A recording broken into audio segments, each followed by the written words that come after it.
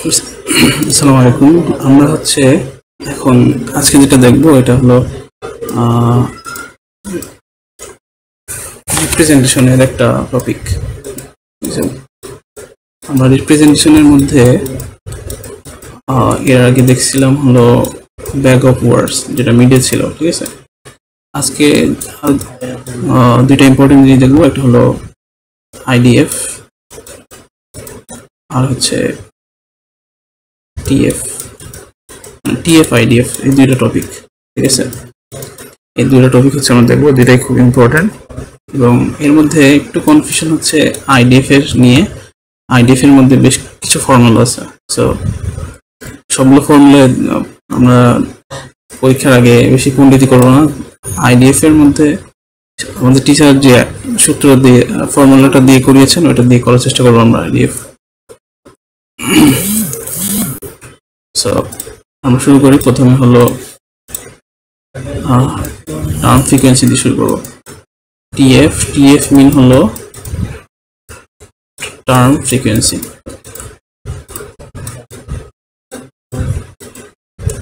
আমরা এখানে যেটা করব এর মধ্যে হলো যে শুধু ম্যাথমেটিক্স বা ক্যালকুলেশনের পার্টটুকু শেষ করব, আর থিওরির যে অংশটা মানে টিএফ কি, কেমনে কাজ করে, এর অ্যাডভান্টেজ মানে প্রোজ অ্যান্ড কনস, তারপরে এগুলোর অ্যাপ্লিকেশন, এগুলোর জন্য একটা পিডিএফ আমি রেডি করে দিয়ে দিব।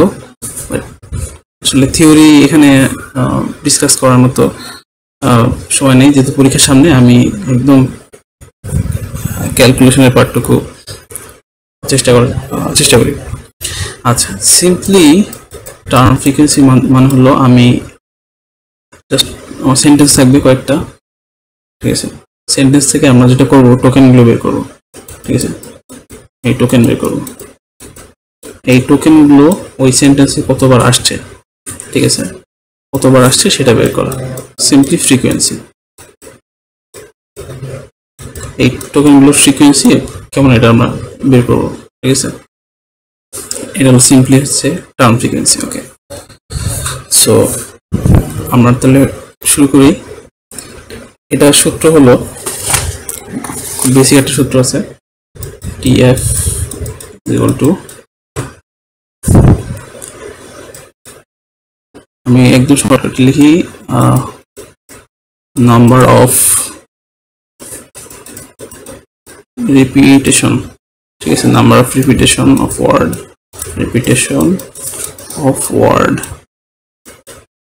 ঠিক আছে। আর হলো টোটাল ওয়ার্ড ইন সেন্টেন্স,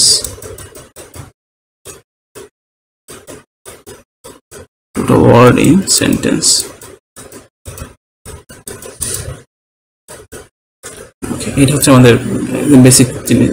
যেমন যদি আমি এরকম করি যে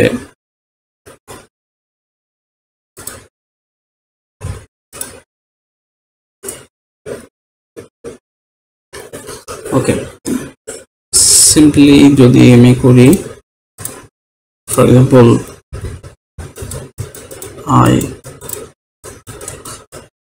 I love my country, এক্ষেত্রে আমার টোকেন বেরোবে কয়টা, আমরা এখান থেকে টোকেন বের করবো। টোকেন সিম্পলি 4টা বের হবে। এখানে যদি কোনো রিপিটেশন থাকে, রিপিটেশন গুলো নেওয়া যাবে না, একটা করে নিতে হবে। So I love token. ওফো, কেমনটা লাগে, sorry I love my country. So আমরা এখন একটা টেবিল বানাই।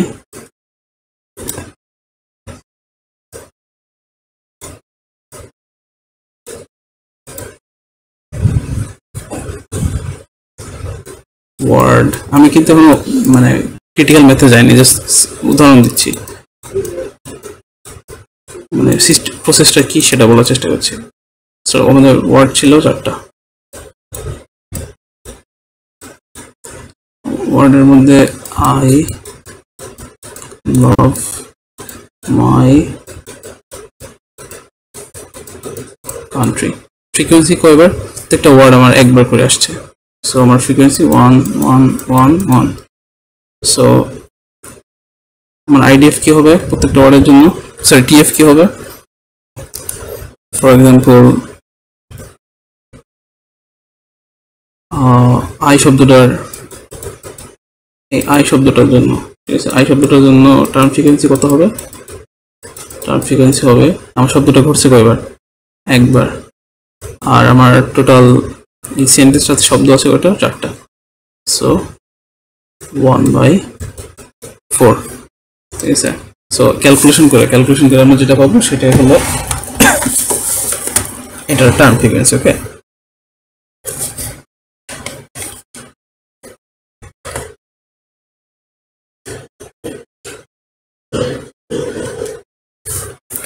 তাহলে আসে 0.25।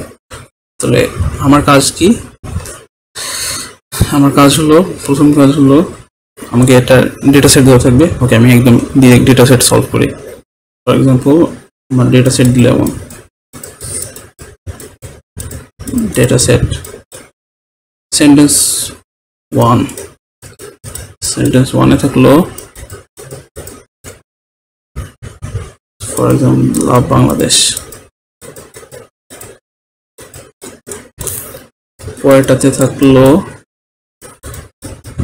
লাভ জার্মানি, পরেরটাতে থাকলো love Bangladesh and Germany, love Bangladesh Germany. ঠিক আছে, এখান থেকে আমার প্রথম কাজ কি, এই ডেটা সেট থেকে টোকেন বের করা। টোকেন কি কি, লাভ, প্রত্যেকটাতে লাভ ছিল, আমরা লাভ নিব একবার, রিপিট করা যাবে না।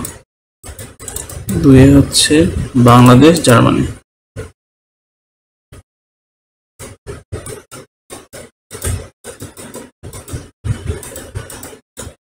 বাংলাদেশ জার্মানি।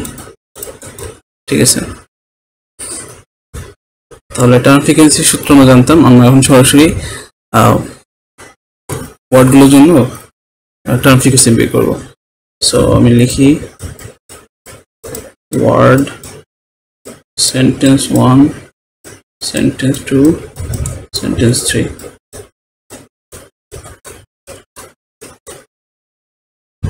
ওকে, ওয়ার্ড হচ্ছে লাভ নিলাম, লাভ জার্মানি আর বাংলাদেশ।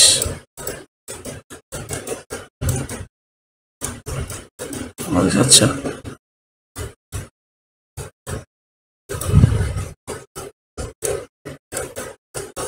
ওকে, লাভ শব্দটা আমার সেন্টেন্স 1-এ কতবার আসছে দেখি তো, একবার। ঠিক আছে, একবার আসছে লাভ, আর টোটাল ওয়ার্ড ছিল 2টা, তাহলে সেন্টেন্স 1-এর জন্য কত হবে, 1/2। আচ্ছা, সেন্টেন্স 2-তে কবে আসছে, সেন্টেন্স 2-তে আসছে 2বার, একবার, ওখানে ওয়ার্ড কাউন্ট 2টা। সেন্টেন্স 3-তে আসছে একবার, so 1 by total number of words 3টা। জার্মানির জন্য প্রথমটাতে আসে নাই, ঠিক আছে, সো 0/2। সেন্টেন্স 2-তে আসছে একবার, সেন্টেন্স 2-তে একবার আসছে 1/2, আর সেন্টেন্স 3-তে একবার আসছে, সো 1/3। বাংলাদেশ শব্দটা প্রথমবার আসছে, হ্যাঁ প্রথমবার আসছে, তাহলে সেন্টেন্স 1-এ 1/2, সেন্টেন্স 2-তে লাভ জার্মানি ছিল, বাংলাদেশ নাই, তার মানে 0/2। আর থার্ড সেন্টেন্সে লাভ বাংলাদেশ জার্মানি, তো বাংলাদেশ একবার আসছে, সো 1/3। ঠিক আছে, এটা সবগুলোর জন্য যদি ক্যালকুলেশন করি আমরা, ক্যালকুলেশন যদি করি, সো যেখানে এরকম 1/2 আছে সবগুলোর জন্য আসে 0.5, এটার জন্য তো 0, এটার জন্য 0.5, এটা ইকুয়াল টু 0.5 সেম 0.5 এখানে 0 1/3